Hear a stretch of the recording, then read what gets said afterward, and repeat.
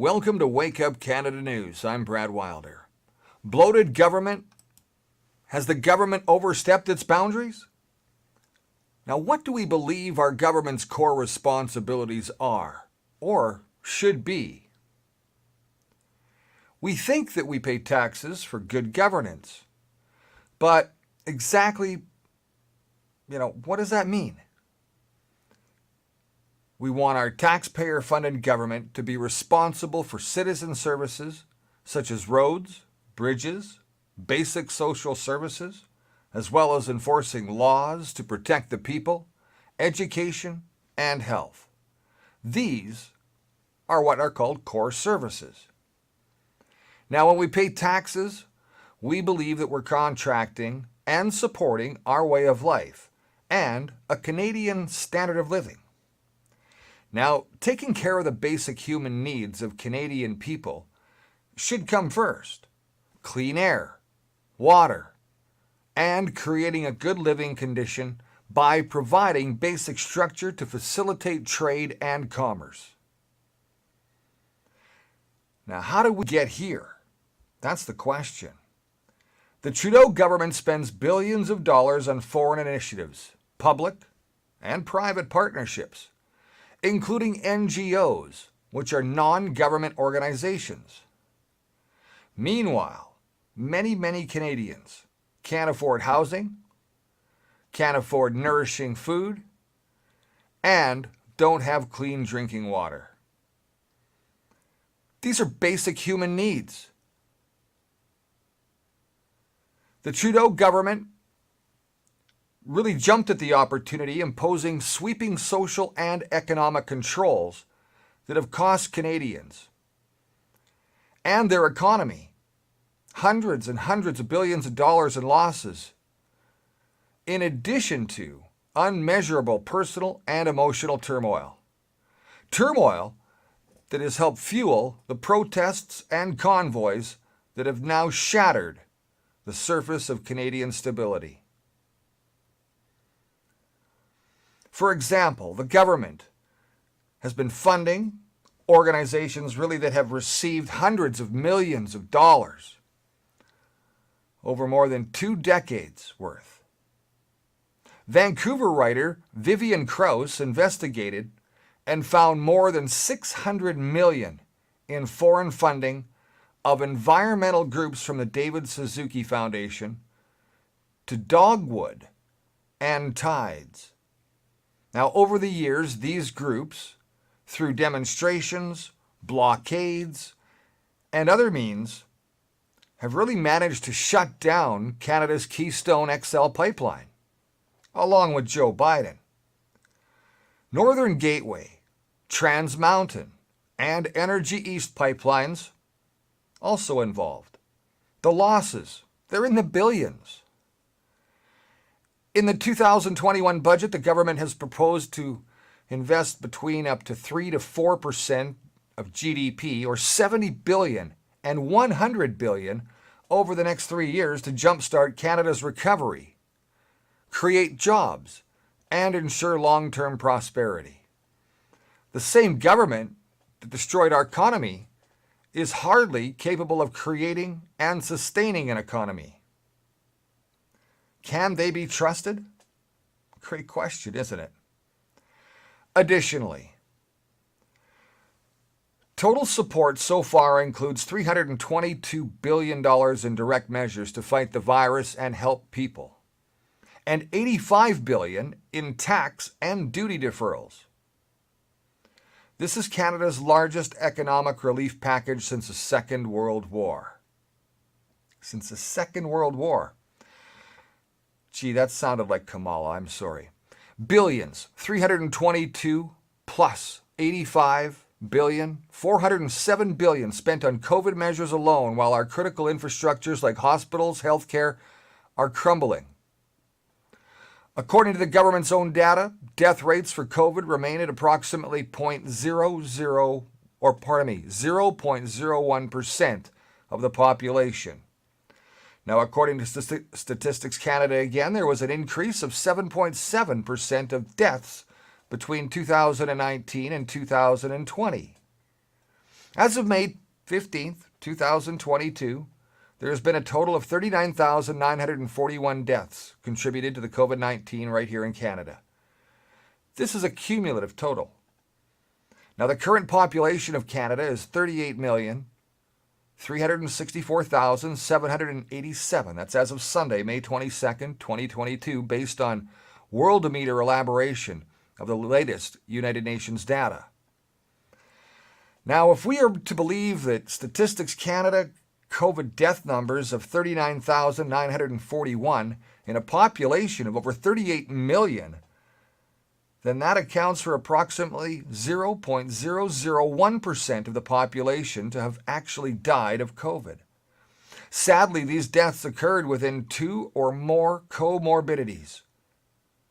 They were already sick and vulnerable. We recognize that every death is a tragedy.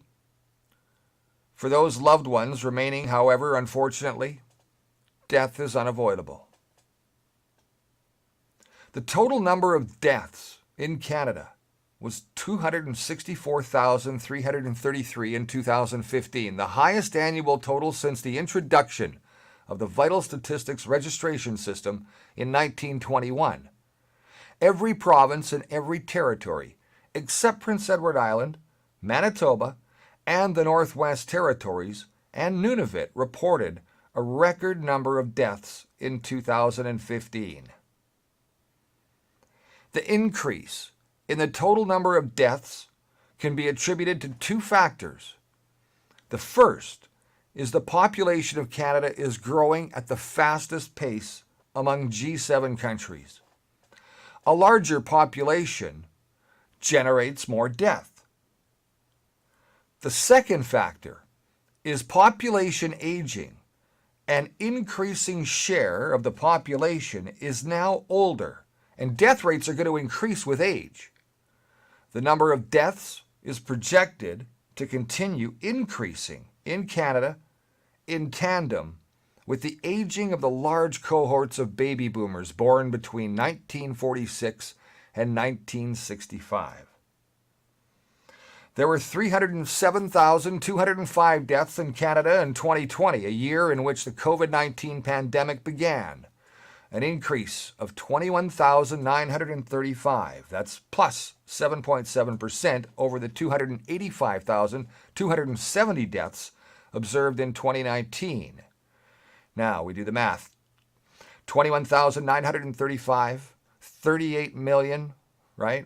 0.005% increase upon the Canadian population. Now, currently, personal care homes in Quebec and Ontario are being investigated due to large numbers of vulnerable and elderly being killed due to negligence. This could possibly attribute to an increase in all-cause mortality, as well as in addition to an increase in suicides and other medical factors, such as people not receiving timely or adequate medical treatments during this same time period. Meanwhile, initiatives like clean water and other important environmental issues remain unsolved. We expect the government to do what's good for us, the people.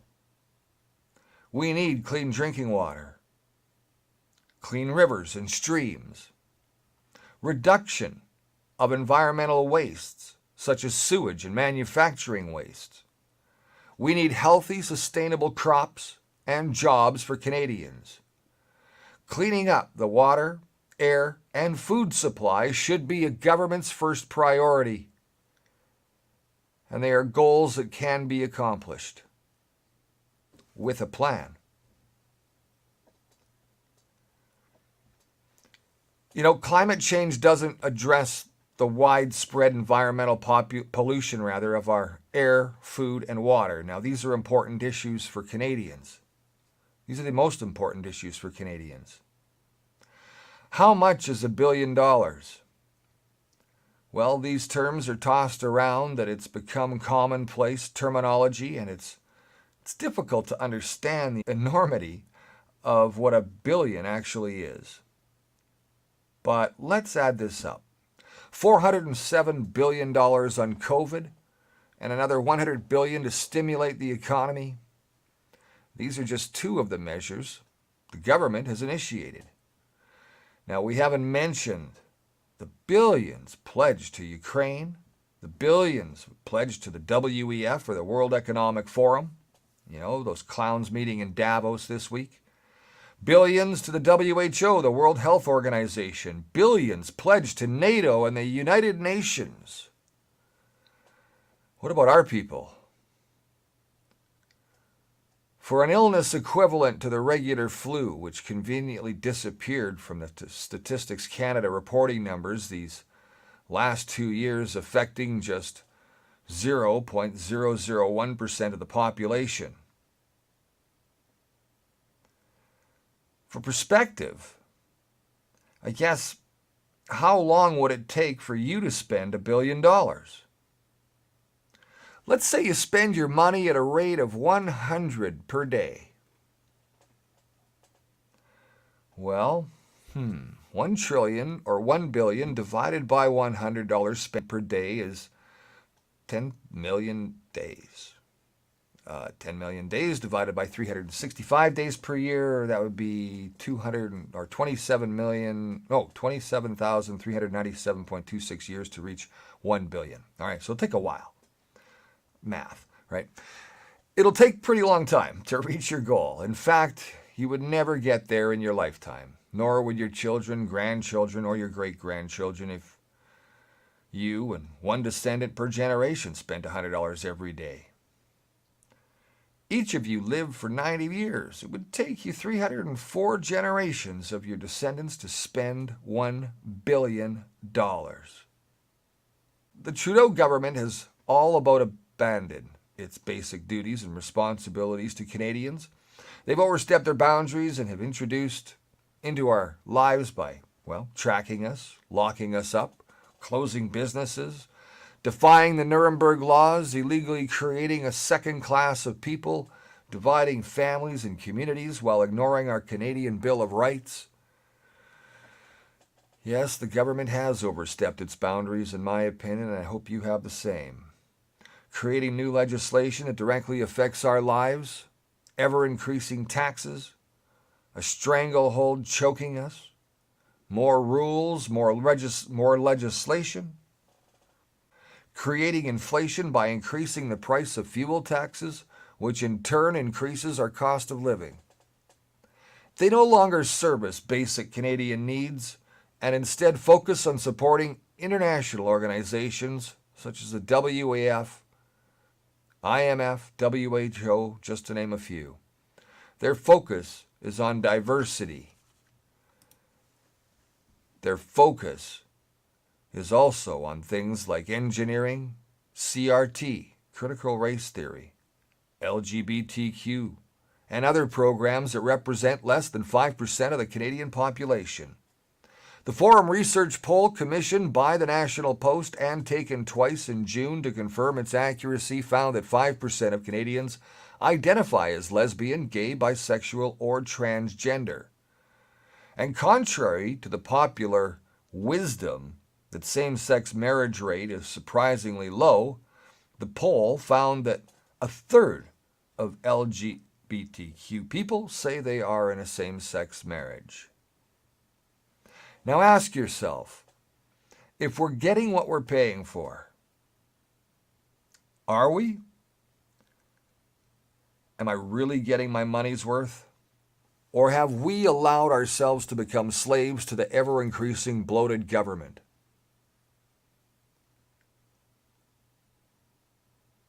Thanks for watching. I'm Brad Wilder. You think about that for a while. I'll do the same. We'll see you next time. This is Wake Up Canada News.